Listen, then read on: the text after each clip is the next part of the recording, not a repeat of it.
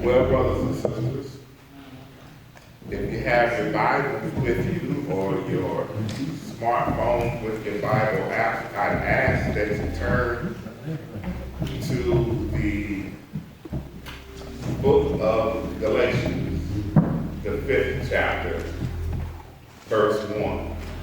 The book of Galatians, the 5th chapter, verse 1. And when you have found that passage of Scripture, I'd ask that you stand on your feet in reverence for the reading of God's holy word. Galatians, the 5th chapter, verse 1. I ask in your private time that you read the entire 5th chapter of the book of Galatians. It houses two of my favorite passages of Scripture as you get on down to 22 to 24. That fruit of the Spirit. But we're going to deal with verse 1, but in your leisure, read the entire 5th chapter. I'll be reading from the New American Standard Version of God's Word, and it reads as follows. It was for freedom that Christ set us free. Therefore, keep standing firm and do not be subject again to a yoke of slavery. You may be seated. I want to preach from the subject matter this morning, the responsibility of freedom. The responsibility of freedom. Would you pray with me?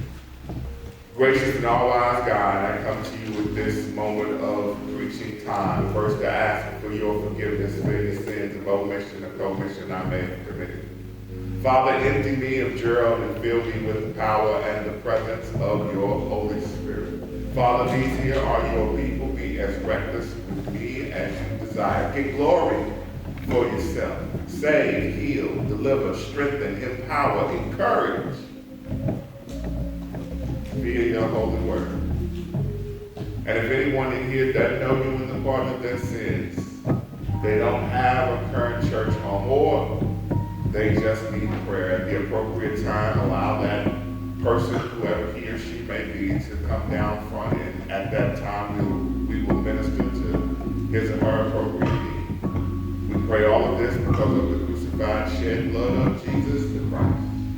And together this body of believers said, Amen. Amen. Freedom. In last week's sermon, I talked a little bit about the fact that freedom ain't free.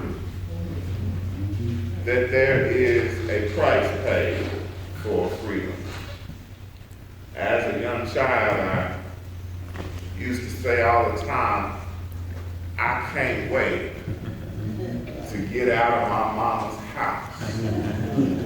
And I had to have been a child, even though I guess I was around 16 or 17, still a child, but thinking that I was more than what I was.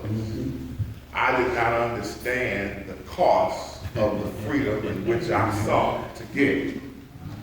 All I saw was the ability to come and go as I pleased. Not recognizing that coming and going as I please had its limitations associated with it. See, I hadn't yet gained the understanding that a place of my own had a rent or mortgage attached to it. I hadn't come to the understanding that a car had certain costs associated with it. See, I could look in the paper and see clearly the monthly payment, but what I did not see was the insurance that went along with that. The gas that I had to pay. You know, the upkeep that you have to do on the car. Because you got to get the oil change, Sister Robinson, or you might blow a head gasket. And Lord forbid if you blow a head gasket, then you could crack the engine block. And if you crack the engine block, oh Lord. Things have to be what? Maintained, right? And Lord forbid, you know, it's your place. You want to make sure you're going to work, what? not every day. Every day they ask you to come anyway, right? You got to be there. Because you want to collect at the end of those 2 weeks what is called a paycheck. Because see, at that, when you collect that paycheck, then you're able to pay for little things like Louisville gas and electric. And if you're anything like me, you've been using your fair share of electric, trying to keep the house at a place of cool stability. Amen. Ain't nothing like rolling over in your bed and you're wet because you've been sweating all night long and you're uncomfortable. But you also gotta have food, you know. I like to eat, so, you know, rib tips and baby backs and macaroni and cheese and greens just don't walk to your house. You got to go to, and if it does get delivered to your house, you had to pay a service charge to get somebody to bring it to you, plus your fee for your groceries in the first place. Now, what I'm saying, brothers and sisters, is there is a cost for freedom. There's a cost for what we call independence in this thing we call life. And most of us are not ready to pay that cost. And I say that because as we're in the midst of paying that cost, we'll often look up to God or around to those close to us and ask this salient, sage-old mystery: what am I doing? Yeah, and you'll understand that if you ain't lived that yet, a little more by and by. What's this got to do with the book of Galatians? What are you trying to tell us? Well, see, Paul wrote the book of Galatians in response to the charges being laid to him by the Judaizers.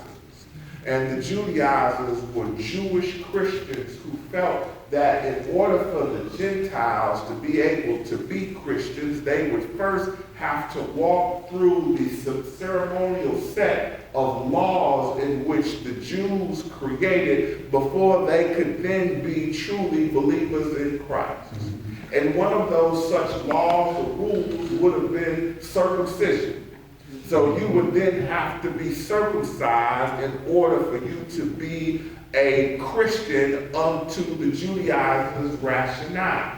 Now, we all young males, that is, and this happens at a time where we are so young but we don't know what the difference is. We know that children are circumcised today, but the circumcision that takes place for children today have more to do with health concerns than they have to do with religious standing or position.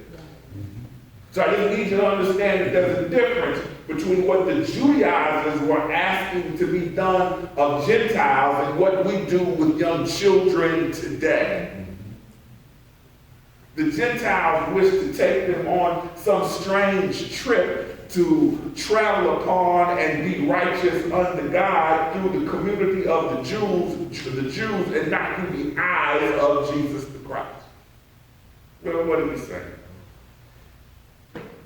This is what I'm saying, brothers and sisters. My main point is, we are free in Christ from the law and the penalty of sin. The limit of the law is it can only point out our faults. Christ provided redemption from the impact of sin. Our freedom in Christ, however, is not a freedom to do as thou wilt and expect to be continually welcomed because of Christ. No, our freedom is to live a victorious life akin to the cause of Christ, giving ourselves in love for the betterment of the world. I'll say that last part again. Our freedom is to live a victorious life akin to the cause of Christ, giving ourselves in love for the betterment of the world. I have 3 quick supporting points, and I'm going to get out of your way. My first point is living. My second point, life. And my third point, on purpose. First point, living. Second point, life. Third point, on purpose. Living. Well, I needed to make sure that I understood exactly what living was, so I went to talk to an old friend of mine, and this is what Webster told me. Webster told me living as a noun is an income sufficient to live on or the means of earning it. As a noun, Webster also told me that living is the pursuit of a lifestyle of a specified type. As an adjective, living meant alive. We all understand what it means to live, I think. At least some of us do. Because sometimes it takes a major life event for us to really start to take life serious. It takes us losing something sometimes before we start to really bear knuckle down and hold true to religious positions and concepts and the Spirit's guiding in our life. But it still makes me ask, what is a living? Culturally, we have a whole bunch of answers, and they typically all reside in watching television. See, we think living is what we see in other people. You know, items of importance, wealth, fleshly desires, all seem to control what we believe is a full and a victorious life. Things have replaced how we treat people. Being praised for something, anything, has replaced living with substance. The redemption provided us by the death, burial, and resurrection of Jesus Christ is not an excuse to state you believe and then live how you want.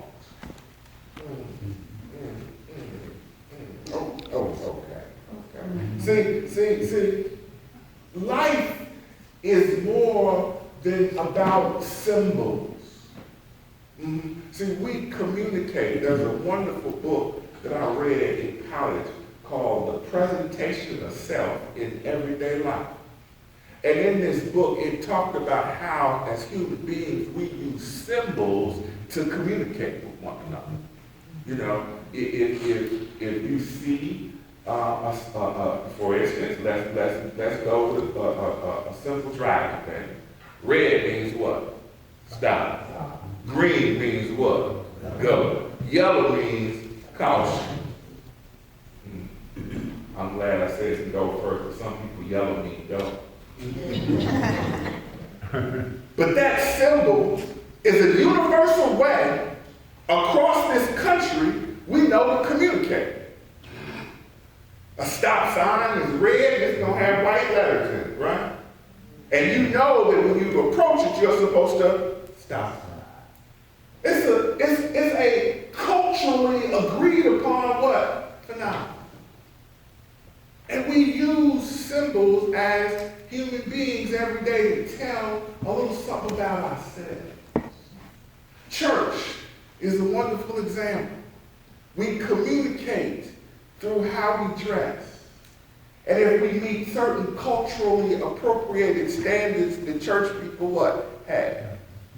And boy, we ain't got culture up in church, it ain't nowhere at all. And depending upon the denomination that you reside in, or depending upon how the culture of that church expounds itself on believers, there are certain activities that you will and won't do inside of the church that are dictated by certain rules that were presented to you. And in those rules, you find comfort because your expectation about God is built upon those culturally significant phenomena. See, in the Baptist church, when somebody get up and got to go to the bathroom, they'll get up and they'll do one of these. The good tip. That has actually no meaning or significance. In this church, I have found that you ain't supposed to walk after a certain time in the blessed center aisle. What that got to do with saving people, I'm not sure. But it's a cultural phenomenon that's held really tightly in this congregation. I'm going to keep that alone, y'all. Y'all might ask me to leave after next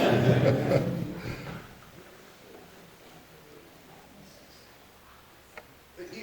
You just can't say, I follow Jesus Christ, and then go out and do everything you're big enough to do. The word says that you will know them by their actions. I'm paraphrasing. Or judge ye a tree by the fruit that it bears. So in one side of my mouth, I can't talk about Christ crucified and the power within, and in the other side of my mouth, tear you down, talk about you like you ain't got anything going for you in life, or say that you ought to go back to the country in which you reside.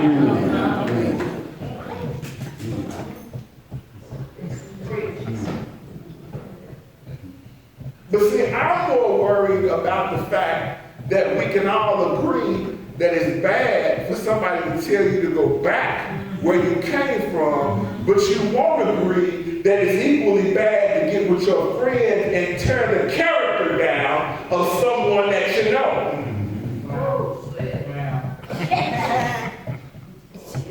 Because they're both the same. But it'll be okay for us to defer and look at who is in 1600 and say he got a problem. And not recognize the own problem that you got.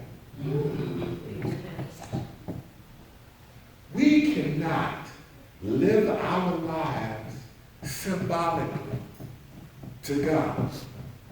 It is not a symbol that we have professed ourselves to. It is the actions and the belief in Christ and his life that give us life. See, Paul said in Galatians 5, verse 2, behold, I, Paul, say to you, that if you receive circumcision, Christ is of no benefit to you. See, because what Paul is doing is attacking a cultural standard within the Jewish world. Paul is also a Jew, one who is steeped in Jewish culture and tradition. Paul is a Jewish theologian and scholar. Paul understands Jewish culture like no one else. But he's had an experience with Christ. Amen. See, it's something about Christ to come into your life and challenge and attack everything you think you know to be right.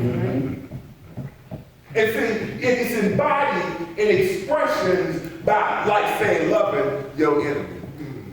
Caring for those individuals who spitefully abuse you. Because see, truthfully, by culture, if you use me, I want anything but your love, grace, and success. I want to see you hurting like I'm hurting. But that ain't what being a Christian is all about. Being a Christian is about being one who understands he or she walks with two twins that keep them in life, grace and mercy.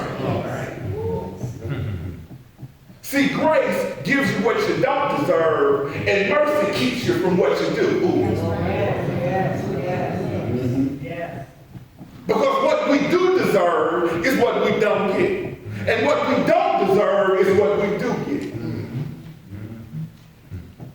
Every day that we wake up in life, God grants us a second chance. Another opportunity to live life according to the standard that God gave.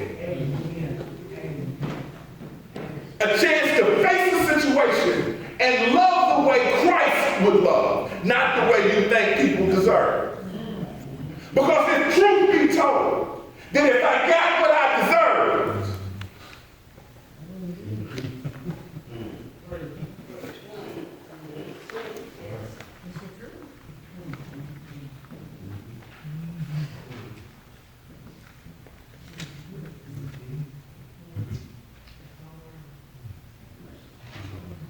see, we should not create standards that have nothing to do with God, but more to do with about what we feel comfortable about God with. See, this is why y'all come to Sunday school. I got happy when I came to Sunday school this morning, and I ain't cracked that book. However, every sermon that I have written in the past month has had something to do with that Sunday school. Right. And I don't look at the book. But what I'm telling you is the freedom that you have been given in Christ does not mean you can act, live, and do what you want to do, which is against Christ, and still think God is going to be pleased with you. And see, we do it all the time. See, the devil's attacks are so slight. See, we think we're looking for the big thing that gets done to us. But it really is the little thing that gets done to you. The little thing that you don't pay any attention to, that you just do. And you do it so much that you think doing it makes you a believer of it. And see, then the next thing, you get challenged in a way that you've never been challenged before. You're presented with something that you've never seen before, and then you're trying to figure out why you are powerless against it. Well, first off, they just sung that God will do for us if we be what? Still. But see, we have something that happens to us, and instead of seeking God, you do everything that you think you're big enough to do to try to get it solved. And then when you can't get it solved, if you are close enough to me, you'll come to me and say, Pastor, I just don't know what to do. If you ain't close to me, you sit back and then you say, I just don't know what to do. Well, have you prayed? No. Have you read the word? No. That's why you don't know what to do. Because the word clearly tells you what you're supposed to do. To live, you're supposed to stand. And when done, all that you can do to do what? Stand.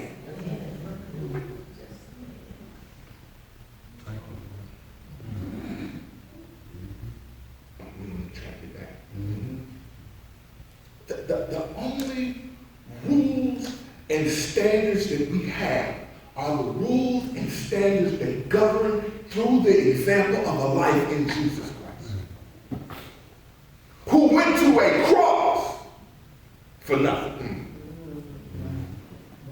For nothing. And what I mean by that is he went to the cross for something. He went to the cross for the culmination of our sins. But that wasn't nothing he did. And then we get upset when something happens to us, and the first thing we'll say is, I ain't done nothing. I ain't do nothing. But wait a minute. Last week you said you wanted to be like Christ. Do you understand what that means to be Christ-like, to be Christian? It means that persecution is coming for you. And see, this is how we're not ready for truly open persecution. Because the things that most of us are persecuted by are stuff we did. Yeah, I know, it don't get too many eyes. It's decisions that we make. And we don't like that. We can't handle the decisions we make.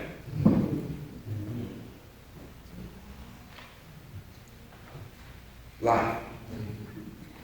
See, life as a noun is a period between birth and death. That'll preach all by itself. Life is a period between birth and death of any living things, specifically, especially a human being. And I say human being because we record the periods between our birth and our death. Yeah, I was amazed when the first time I ever got a mentor, and I said, you know, I really want a strong life.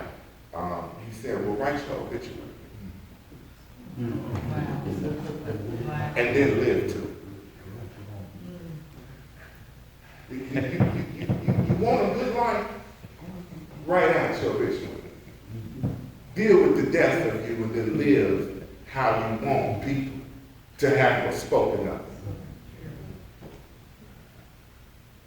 See, John 10:10 states that Christ said in the second half that I came that you would have life and have life more abundantly. Some translations will say life to the full.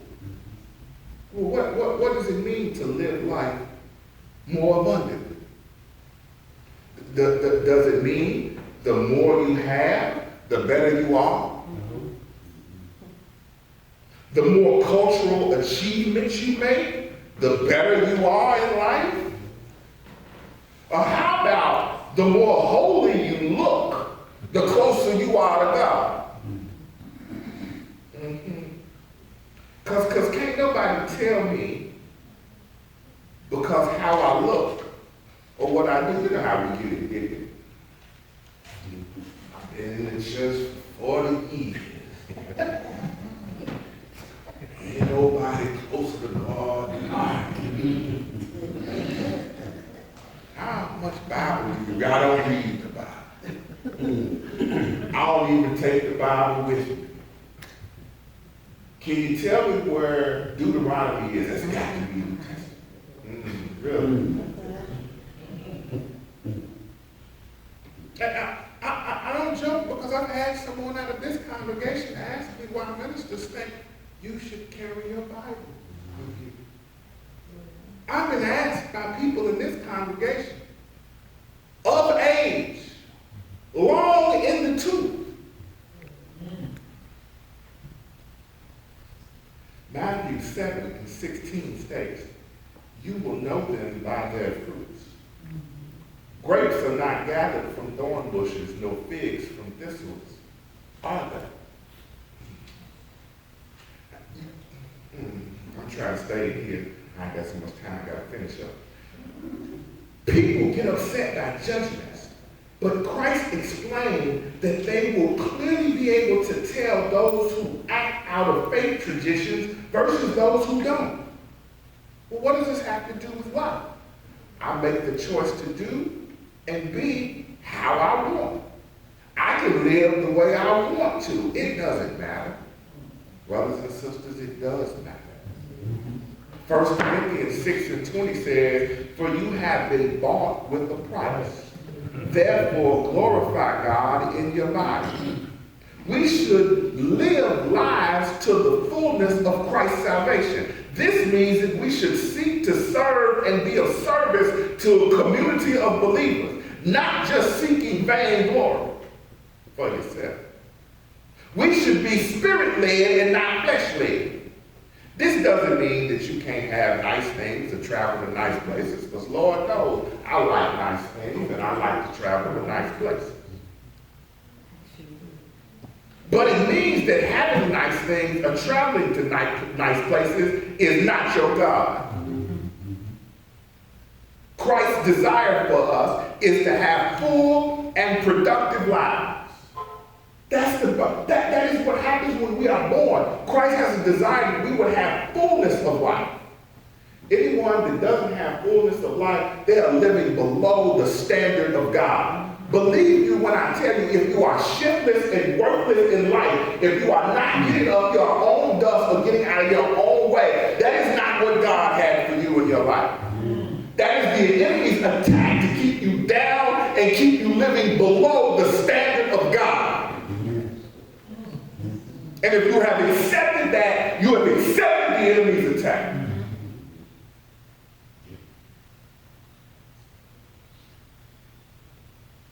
Our freedom is not to be trapped by cultural, man-made influences on a relationship with God.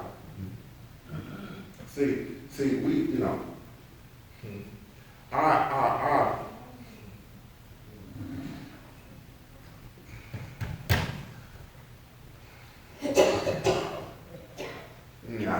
look, men are born with an XY chromosome. Women are born with an XX chromosome. It is what makes us who we are. Just because you change some stuff around, don't mean you're a woman. If I'm a man and I get some reassignments, and then I start taking some hormones and grow some breasts, that does not make me a woman. No more than I can go out and call a car a tricycle.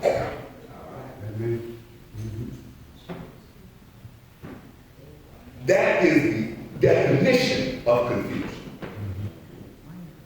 So don't you be confused and tell me I got to call you a tricycle and you was a bike.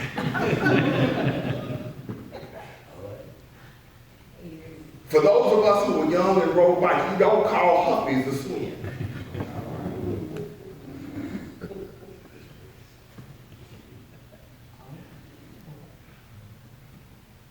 God didn't give us freedom to do that. That is not what God meant. God said, you have freedom in Christ to live life to a standard of love, in truth and in honesty. Which means if I see you living below the standard, I am called, if I love you, to say, hey baby, you can do better than that. Not to ignore you and be like, you know, he was just raised different.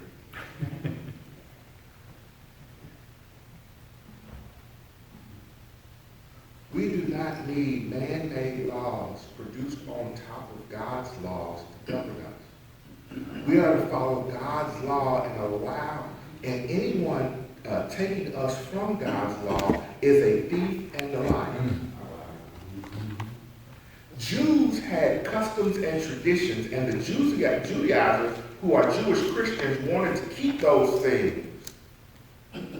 They wanted to have things the way they were comfortable with them being.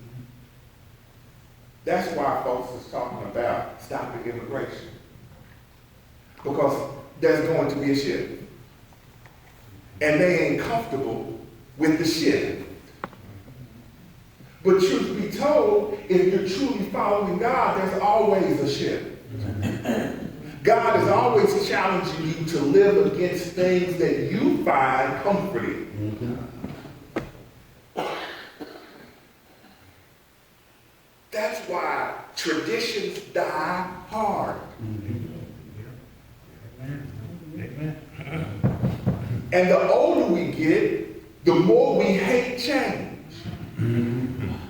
But if we were to be honest with ourselves, we've been changing our whole life. You just don't go bald. Hers just don't gray.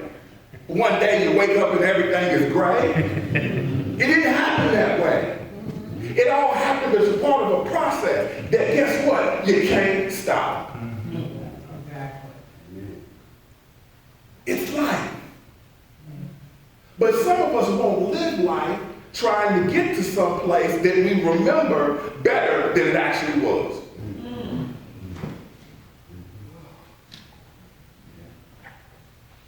On purpose. On purpose is a phrase that means with deliberate intention, not accidentally. With deliberate intention, not accidentally. The freedom we are given as believers in Christ, we are to walk in favor. Living with intention of exhibiting the grace and the mercy given to us by God. Grace, which is the unmerited favor of God. Mercy is protection from what we don't deserve. Because of God, our lives should not be given over to fleshly desires. You can find that in Galatians 5:19 through 21. It tells you clearly what those things are.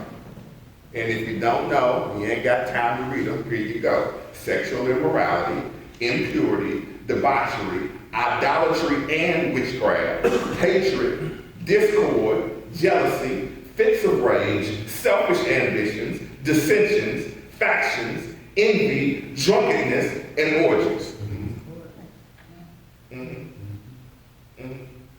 And notice that orgies and sexual immorality is different.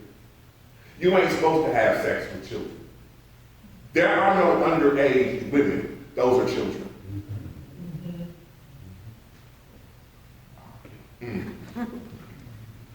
Our actions are to be intentional with purpose towards the Spirit of God.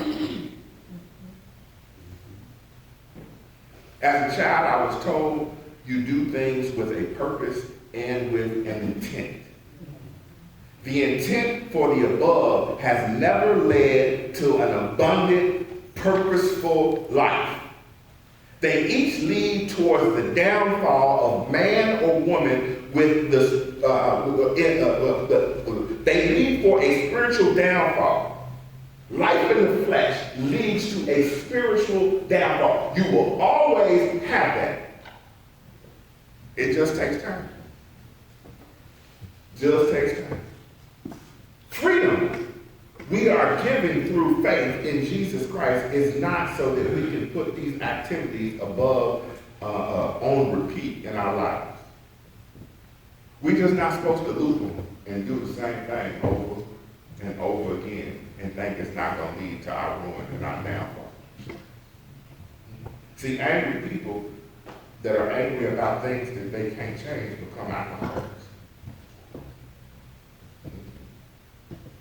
See, when you go to an AA Anonymous class, they always have to get to the root to what led you to make that decision. So, and sin is no different. It always comes back to the root of the decision that you made to do something that led you away from God instead of to God. Always is the same. There are always spiritual breadcrumbs to certain decisions that we make. The problem is we don't ever want to face them. See, when you go to counseling, counselors don't do anything special. They just lead you back to you. And that's something taboo because really the problem is we hiding from ourselves. That's the real reason we can't do nothing. It ain't because somebody is holding something against us. The problem is we just don't want to face what we don't want to face. And then we get mad at God and want God to do something miraculous to change something we won't change. That's why God often sits back in our lives, because we have the power to make the changes necessary to live life, but we won't do it. We are to turn from the fleshly desires to walk in the benefits of the Spirit of God. We change because we are saved, because we do have hope, and our hope should produce in us a change. That's what hope should do for us. So instead of living in the culture of death that we are accustomed to, we live according to the benefits, the fruit of the Spirit. Galatians 5:22-23. Love, joy, peace, forbearance, kindness, goodness, faithfulness, gentleness, and self-control. And against those things, there is no law. Nobody ever got locked up for love.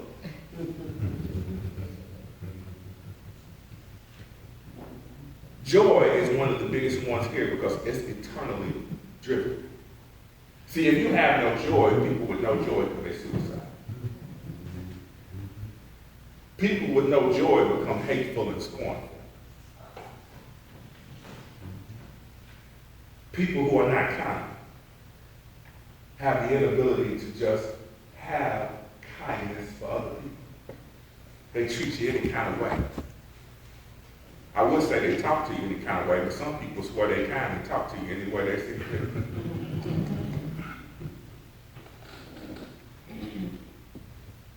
But we all want to be Christians, right? And to be Christians means we ought to be Christ-like. Well, think about this for a moment. They drew lots for Christ's clothes.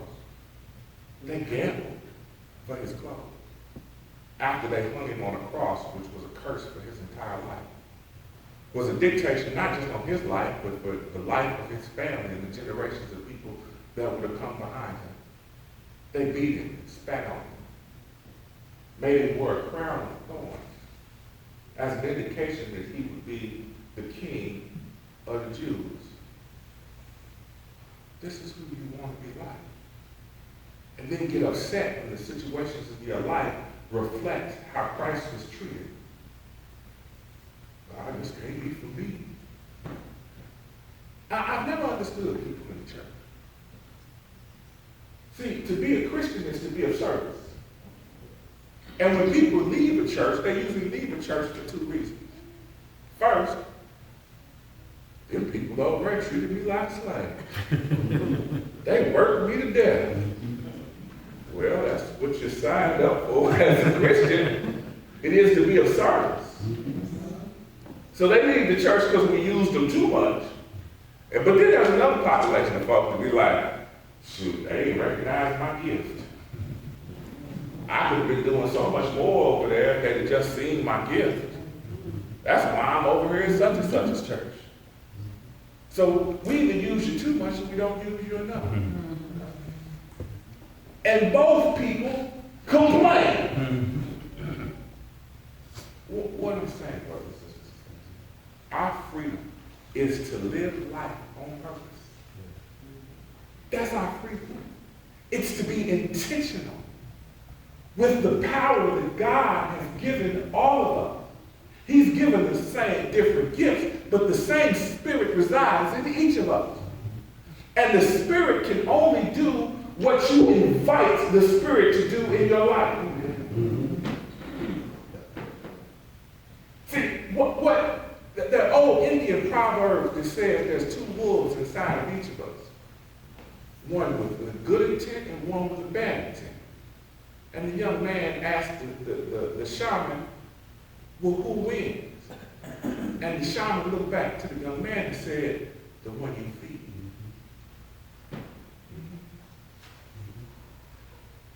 This goes all the way back for those who took Master Life to what is open, the door to the Spirit or the door to the flesh. If you feed the Spirit grows and your activities are governed under the power of the Holy Spirit. But if you feed the flesh, then the flesh is wide open and your activities are governed under the auspices of the flesh. And see, the Spirit is there, but you know what? The Spirit is quiet. So it's not going to compete with the noise that your flesh makes. So if you know you're supposed to read the Word and the TV's on, you're supposed to have quiet time so you can hear back from God. Yeah, I can hear God right with this TV on. Wait a minute, Lord, the game, this play is here right after, Lord. Or perhaps God is asking you to take some attention, quiet time with Him. God ain't mad at you watching the game. God just said, I want you to spend time with me. It's funny that we'll pursue other love interests with more dedication and commitment than we'll pursue God. But we claim we love God. But we won't pursue God like we pursue the flesh. See, we'll pursue a person in a minute. Do everything we can to get their attention. And here's God, and He won't do nothing to get God's attention. But what we will do is demand of His services when we feel like we're in need of it. What love relationship works that way? Who would neglect their spouse and then demand that their spouse do for them? Who would neglect a child but demand that their child show up and do for them? then how can you live life on purpose, neglect God, and swear that you want God to do for you when you want God to do for you? It doesn't work that way, brothers and sisters. To live life on purpose, we must live life in pursuit of love, joy, peace, patience, kindness, goodness, faithfulness, gentleness, and self-control. Because, brothers and sisters, against those things, there is no law.